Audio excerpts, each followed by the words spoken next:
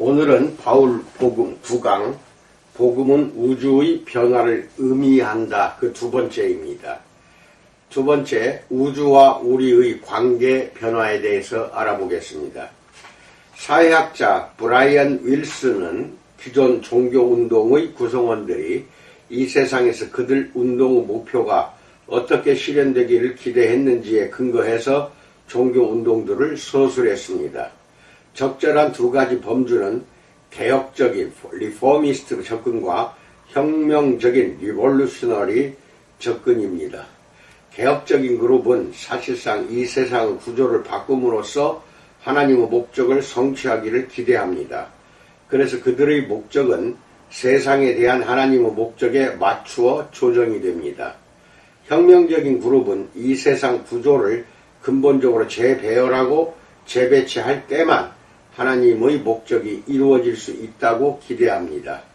그 일이 그 그룹의 개입을 통해서 간접적으로 이루어지든지 아니면 하나님이 인간의 역사 흐름에 직접적으로 개입하시든지 간에 말입니다.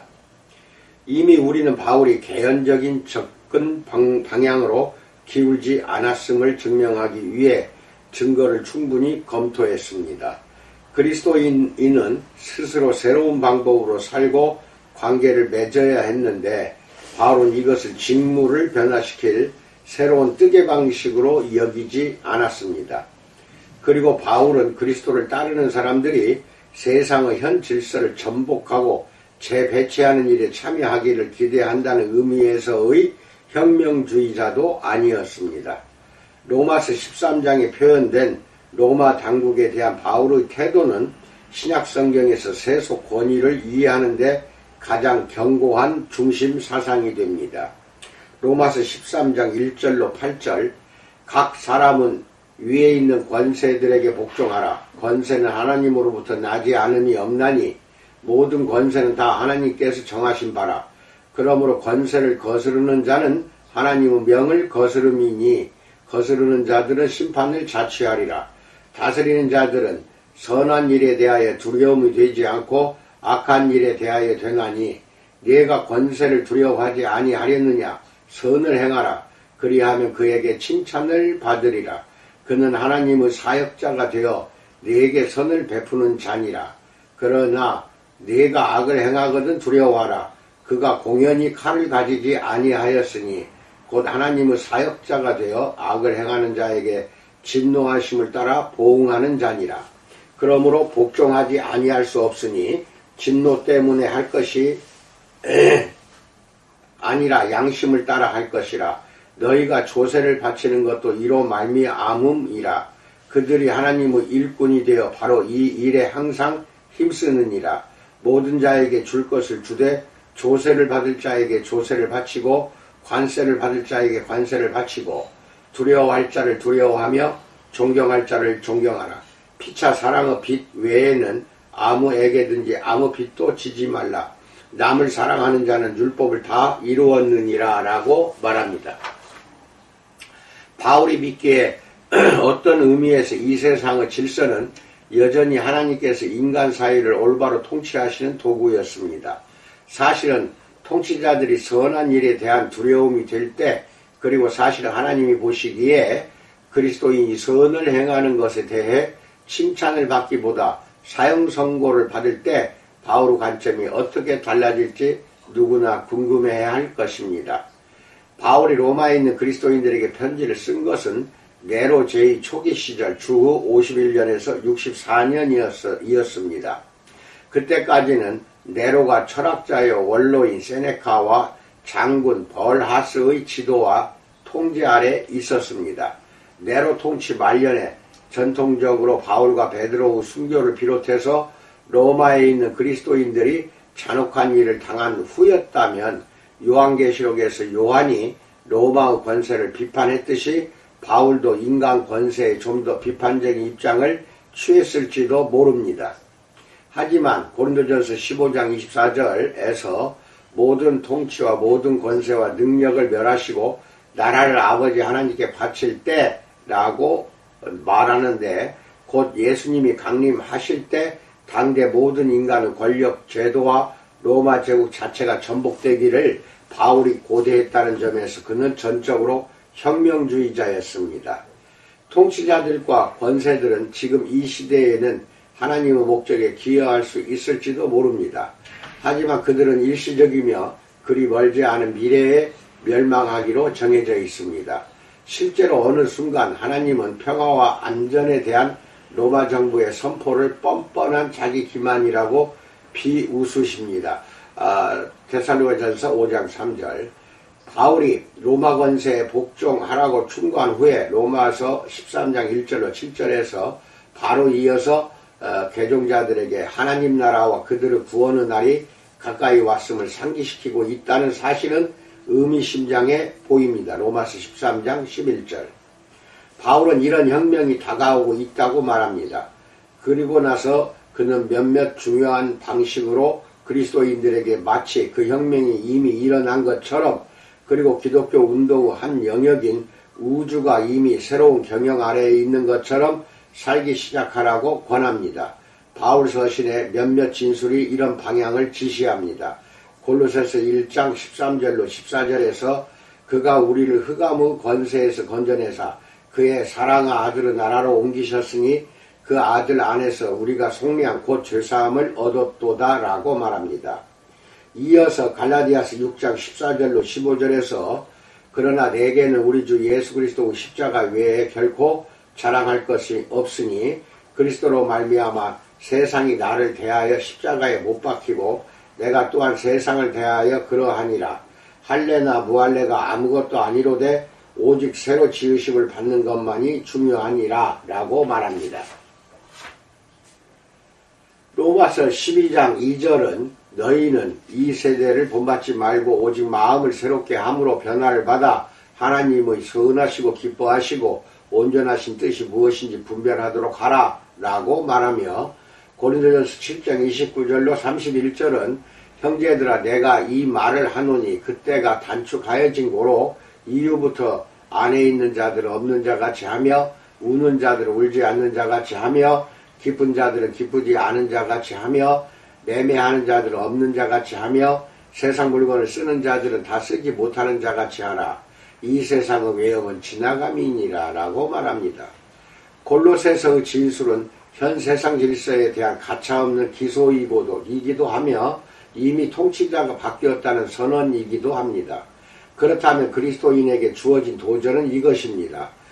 흑암의 권세 안에 있으면서도 그 사랑하는 아들의 노선에 맞추어서 공적이고 개인적인 삶을 정돈해 나가는 시민으로서 살아가야 한다는 것입니다. 그 나라는 아들이신 예수님의 가르침과 본보기를 기초로 세워집니다.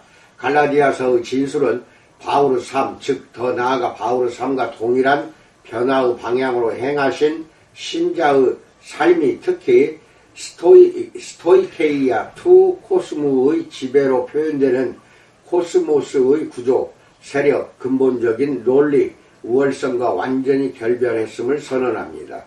다시 한번 바울은 하나님이 보시기에 중요한 것은 할례를 받았는지 받지 않았는지, 그래서 현재 이 세대에서 어떤 특정한 민족 그룹에 속해 있는지가 아니라 하나님이 이루고 계시는 새 창조에 속해 있는 것이라고, 다시 말해서 이 세대의 논리가 사람들에게 강요하는 온갖 종류의 구분, 다시 갈라디아 3장 28절을 보면서 상관없이 그 구분을 초월하여 살아가는 창조의 일부분이 되는 것이라고 선언합니다. 이것을 로마서가 권면하는 말씀의 속뜻이기도 합니다. 앞에 제시한 번역은 그리스도인들이 두 가지 중에 선택해야 함을 강조합니다. 자신을 이 현재의 악한 세대의 형식과 구조에 계속 억지로 맞출 것인지, 아니면 그런 형식과 구조를 깨고 하나님의 영이 그들 안에서 그리고 그들 가운데서 일으키시는 변화에 자신과 자신의 삶을 계속해서 드리고 그 변화에 맞출 것인지 말입니다. 이 현재 세상에서 이처럼 없는 자같이 as if not 살아가는 것, 다시 말해서 이 세상의 일과 질서가 사람들이 집중해야 하는 궁극적이고 바꿀 수 없는 삶의 방식이 아닌 것처럼 살아가는 모습은 현재 세상은 일시적이라는 사실, 곧 이 세상의 현재 모습은 지나가는 것임을 입증하는 살아있는 증거가 됩니다. 이와 같은 재구성이 필요한 삶의 모든 영역에서 그리스도인은 하나님 나라의 가치와 복음의 명령대로 살아가는 일에 충분한 여지를 주지 않는 방식과 구조에서 벗어났습니다. 또 그렇게 살아가도록 강하게 요구받기도 합니다. 이제 그리스도인은 이런 가치와 명령을 실행할 수 있는 새로운 방식과 구조를 창조해야만 합니다. 바울은 혁명적인 실천으로 이어지는 하나님의 집에 대한 혁명적인 개념을 설파하면서 이런 일이 이루어지고 있음을 보여줍니다. 이런 실천 사항 중에서 가장 두드러지는 것은 그리스도께서 이루시는 새 창조 안에서 그리스도인 주인과 그리스도인 종이 형제 자매가 되었다고 선언함으로써, 즉 로마 제국주의 저변에 깔려있는 스토이케이아로 인한 사회 구조인 주인과 종의 관계를 해결한 것입니다. 그래서 그리스도인 주인과 종은 더 이상 옛 관계에 근거하여 서로를 대우할 수 없으며 빌레몬서 15절로 16절 새 창조의 근본적인 스토이케이온 아래에 놓인 주인-종 관계의 질서 속에 들어가야 합니다. 이것이 서로 종노릇하는 것으로서 표현되는 사랑입니다. 즉 갈라디아서 5장 13절의 구체적인 적용 본문인 에베소서 6장 9절도 보세요. 스토이케이아 투 코스무, 곧 이 현 세상 질서의 배후에 놓인 세력들과 원리들을 구별해내기란 어렵습니다. 이 현 세상의 질서를 당연한 것으로 생각하도록 우리는 태어날 때부터 사회화되었기 때문입니다. 사물이 존재하는 그 방식은 본질적이고 의문을 제기할 수 없고 자명한 것이라고 우리는 아주 어릴 때부터 배워왔고, 그 방식의 의문을 제기하는 것은 참 어려운 일입니다. 어떻게 의문을 제기해야 하는지 그 방법을 나는 것조차 어렵습니다. 이를 분별할 수 있도록 성경은 기본적인 자료를 제공해 줍니다. 예를 들어 우리는 예수님의 말씀을 주의 깊게 그리고 천천히 전부 다 읽습니다. 우리는 우리 삶에서, 우리 신앙 공동체에서, 전체 지역사회에서 예수님의 가르침을 온전히 구현하고 그 가르침대로 사는 것이 어떤 모습일지를 생각합니다. 그렇게 할 때 우리는 실천하기가 불가능하다며 즉각 제쳐 놓았거나 어느 정도까지 순종할 수 있을지 생각만 하고 거기서 더 나아가지 못했던 몇 가지 말씀들을 이해하게 됩니다. 만일 우리가 이 본문들을 공동체에서 공부해 보면 우리 자신이나 우리 옆에 있는 사람이 그 말씀을 실천하기 어렵다라거나 현실세계 곧 이 세상에서는 그렇게 살 수 없어 라고 거부하는 말씀들일 수 있습니다. 그렇다면 이것은 현실세계 곧 이 세상의 관습, 구조, 논리, 우선순위에서 잘못된 것을 발견하기 위해 우리가 집중해야 할 본문들입니다. 이런 세상은 그 지혜로는 하나님을 알지 못하며 이 세상은 예수님의 교훈을 수용할 수 없는 현재의 악한 세대입니다. 여기서 한 걸음 더 나아가 이런 도전이 제기됩니다. 곧 예수님의 가르침대로 온전히 살 수 있는 대안적인 구조를 만들어 내기 위해 그리스도인들이 해야 할 일이 무엇인지, 종종 그리스도인 개인이 혼자 힘으로 할 수 있는 것보다도 공동체에 속한 그리스도인들이 해야 할 일이 무엇인지에 대한 대답이 필요할 것임을 물어야 합니다. 예를 들어 예수님이 젊은 부자를 만나신 사건은 전형적으로 실천적인 삶의 현실에 도전하게 만드는 것을 목적으로 하는 말씀들을 생각나게 합니다. 마태복음 19장 16절로 21절에서 어떤 사람이 주께 와서 이르되 선생님이여 내가 무슨 선한 일을 하여야 영생을 얻으리이까? 예수께서 이르시되 어찌하여 선한 일을 내게 묻느냐? 선한 이는 오직 한 분이시니라. 내가 생명에 들어가려면 계명들을 지키라. 이르되 어느 계명이오니까? 예수께서 이르시되 살인하지 말라, 간음하지 말라, 도둑질하지 말라, 거짓 증언하지 말라, 내 부모를 공경하라, 내 이웃을 내 자신과 같이 사랑하라 하신 것이니라.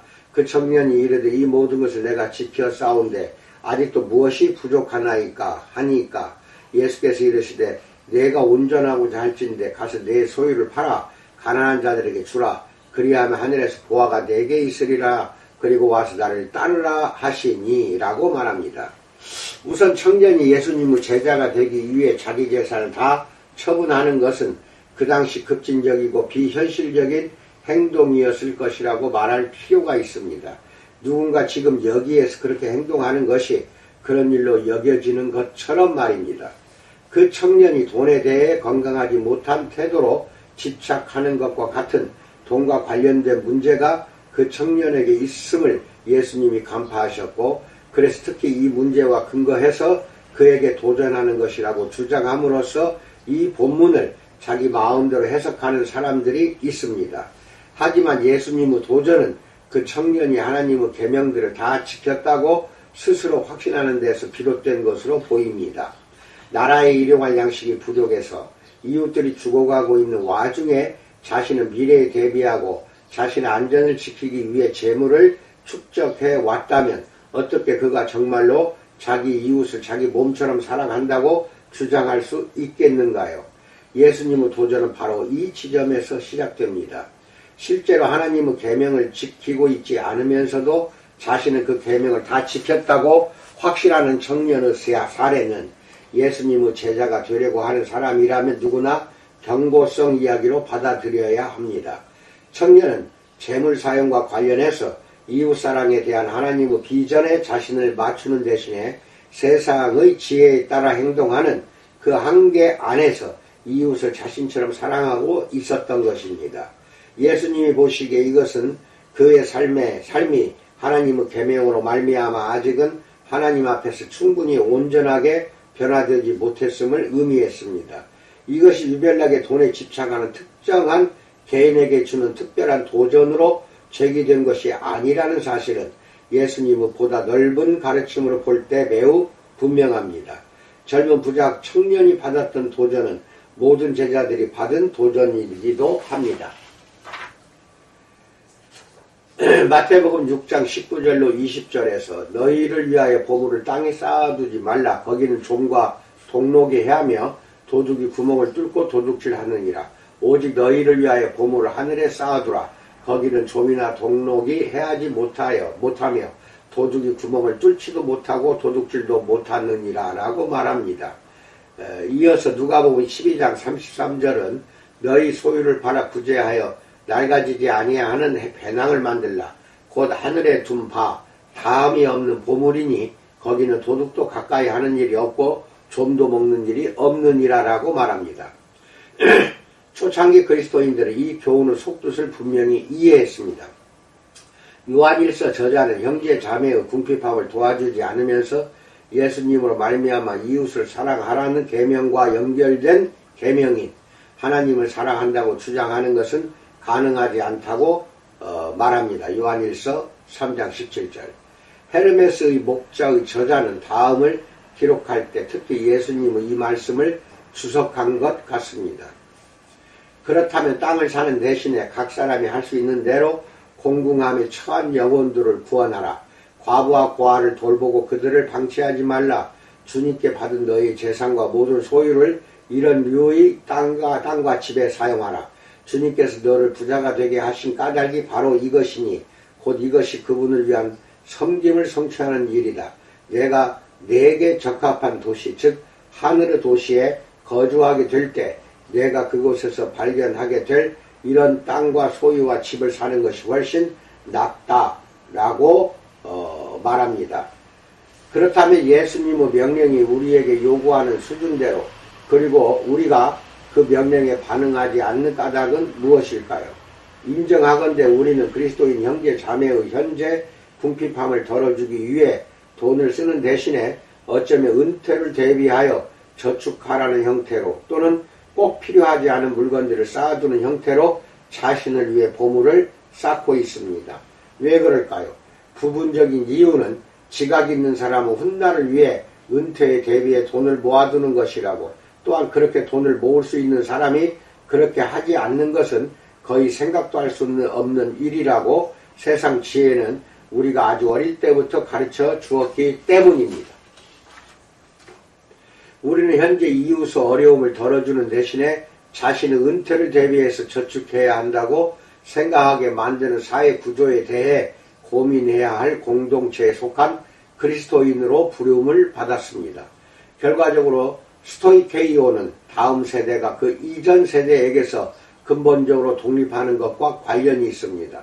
쉽게 표현해서 부모가 자녀를 더 이상 뒷받침할 수 없게 되면 그 후에 자녀들은 자신의 재산과 에너지를 부모를 돌보는 데 쓰려고 생각하지 않습니다. 또 다른 필연적인 스토이케이오는 생산성을 유지하고 그로 인해 특정한 나이, 상당히 임의적인 나이가 지난 후에도 돈을 벌 수 있다고 생각하기보다는 은퇴를 먼저 생각하는 것입니다. 우리의 재물을 좀 더 온전히 사용해서 예수님의 비전을 감당할 수 있게 하는 새로운 사회구조와 가치와 헌신과 관습을 우리는 공동체에 속한 그리스도인으로서 어떻게 마련할 수 있겠는가요? 정상적이고 당연하고 바람직한 것이라는 생각을 이 사회가 우리에게 심어 주었기 때문에 우리가 필요하다거나 세상이 돌아가는 방식이라고 당연시하고 있는 것은 무엇인가요? 예를 들어 한 가족이 한 곳에서 함께 살아야 한다는 생각에 대해서는 거의 문제를 제기하지 않으면서 한 지붕 아래에서 다른 가족들과 공동으로 사는 소수의 사람들은 괴짜 또는 공산주의자로 여겨집니다. 하지만 공동생활 방식이라면 압류당하거나 퇴거당하지 않고 더 많은 사람들이 안정적인 주거생활을 할 수 있지 않을까요? 이런 방식이라면 가족들이 공동 수입에서 더 많은 돈을 떼어 가난한 사람들을 구제하는데 지출할 수 있지 않을까요? 여러 사람이 집 한 채만을 유지하면 되고 저녁 시간에 아이들을 돌볼 때도 부부 중 한 사람이 있어야 하는 것이 아니라 6부모 중에서 한 사람만 있으면 되기 때문에 이런 방식이라면 그 부모들이 더 자유롭게 다양한 사역에 헌신할 수 있지 않을까요? 세상 지혜에 따라 운영하는 회사들처럼 동일 노동이라도 임금 차이가 극심한 또는 노동구조 안에서 기독교 모임을 조직하는 일은 거의 논의되지 않습니다. 이런 회사가 표준사업 모델로 적절한가요? 한 세상의 스토이케이아에는 공동체에 속한 그리스도인들이 비판적으로 검토해야 할 여러 요소들이 수없이 많습니다. 내가 이 문제들이나 그 밖의 다른 사례들에 대한 답을 가지고 있는 척 하지는 않겠습니다. 중요한 것은 우리가 이런 질문들을 제기하기 시작했다는 것이며 그래서 하나님으로 말미암은 우리 삶과 우리 공동체의 변화가 우리의 옛자나 그리스도인 공동체와 관련된 구습뿐만 아니라 하나님의 의와 그리스도의 가르침에 완전히 맞추려는 우리의 노력에 저항하는 옛 구조 자체를 버리게 하는 구조적 단계에까지 영향을 미칠 수 있다는 것입니다. 바울의 비전에 담긴 이런 차원대로 살아간다면 장차 올 세대에서 이루어질 이 변화의 절정을 우리의 삶으로 온전히 증언하게 됩니다. 이상입니다. 복음은 우리를 변화시키고 사회와 온 우주를 변화시키는 힘을 가지고 있으며 이런 복음을 선포하신 분은 우리 주 예수 그리스도이십니다. 성령의 힘과 능력을 받아서 나 자신부터 이 개인뿐 아니라 사회 개혁에도 동참하는 여러분과 내가 되기를 주님의 이름으로 축원드립니다. 감사합니다.